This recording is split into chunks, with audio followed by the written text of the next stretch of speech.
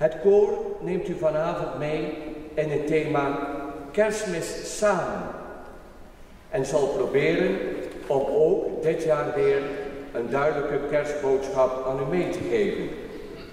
Zij nodigen u dan ook uit om samen met hen een sfeervolle avond te beleven.